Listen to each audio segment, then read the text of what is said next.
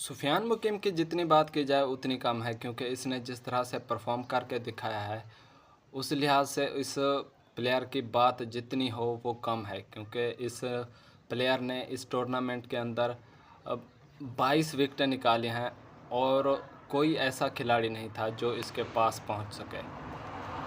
और इसने वो जो प्लेयर ऑफ द मैच था इसने वो डेडिकेट किया है डॉक्टर अब्दुल कदीर को। मतलब कि इसने अपना वो प्लेयर ऑफ द टूर्नामेंट का अवार्ड जो था वो डेडिकेट डॉक्टर अब्दुल कदीर को खान को किया है। तो ये एक बहुत बड़ी बात है कि हमारे जो लेजेंड खिलाड़ी थे वो नहीं कर पाए, इस बंदे ने वो कारनामा सर अंजाम दिया। मतलब कि अब आप देखें इस पाकिस्तान सुपर लीग में जितने भी खिलाड़ी थे, आप देखें बड़े बड़े और खिलाड़ी थे, लेकिन इस बंदे ने 22 विकेटें निकाली। इसके अलावा हैदराबाद से वो मोहम्मद अली था, उसने भी कोई 20 विकेटें निकाली हैं, तो उसने भी अच्छा परफॉर्म करके दिया है।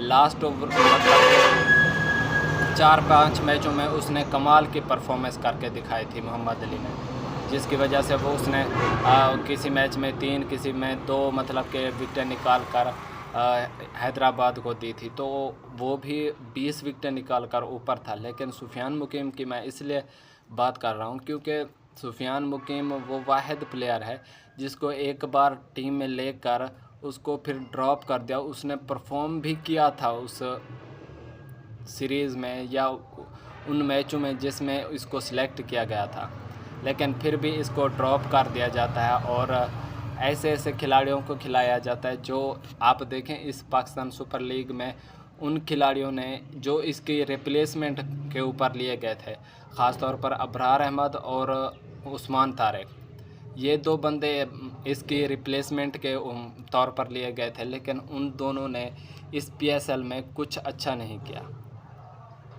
मतलब कि अबरार ने भी अच्छा नहीं किया और उस्मान तारिक ने भी, लेकिन ये बंदा ऑन द टॉप था, टॉप विकेट टेकर था और कमाल की इसने परफॉर्मेंस करके दिखाई है पेशावर ज़ल्मी की तरफ से।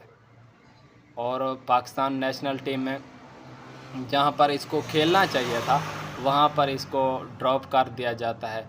मैं जहाँ तक समझता हूँ कि इस बंदे को तीनों फॉर्मेट खेलने चाहिए, चाहे T20 हो, चाहे वनडे हो, चाहे टेस्ट हो। अगर ये टेस्ट में खेलता है तो इसका वो क्या कहते हैं, एक तो इसके पास अच्छी वैरायटी है, मतलब कि ये जिस तरह की स्पिन करता है, गूगली मारता है, तो ये टेस्ट के अंदर और ग्रूम हो सकता है अगर इसको प्रॉपर मौका मिला जाए।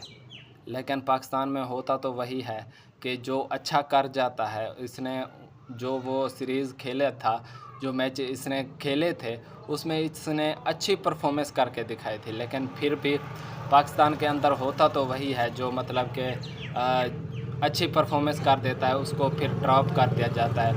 या तो फेवरेटिज़म होता है या तो जो अच्छा होता है उसको ड्रॉप कर दिया जाता है। तो सुफियान मुकीम उन खिलाड़ियों में शामिल होता है।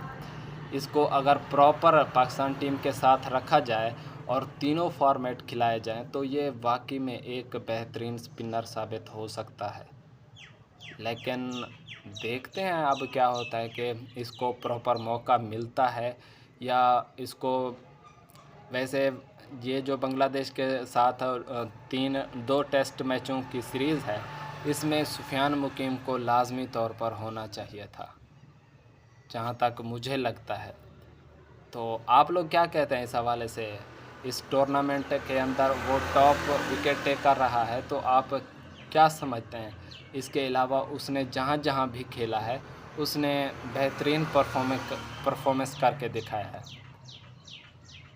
बाकी सुफियान मुकीम जैसा स्पिनर मुझे तो नहीं लगता कि पाकिस्तान के अंदर हो सकता है, या है तो अभी उसको इस जैसी गूगली और इस जैसी स्पिन मुझे नहीं लगता कि आती होगी। बाकी आप लोग क्या कहते हैं कमेंट सेक्शन की सूरत में लाजमी बताएं। बाकी मिलते हैं किसी और वीडियो में, तब तक अल्लाह हाफिज़।